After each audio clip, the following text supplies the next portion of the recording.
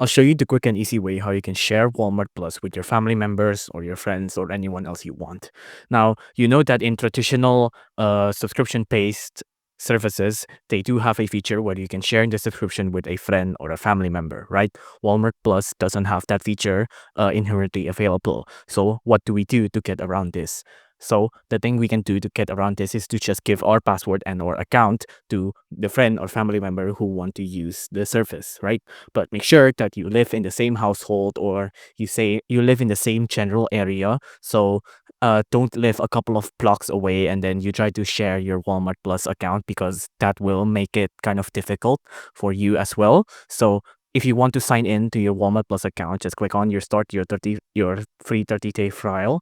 And after this, just enter in your phone number and or your email and then your password.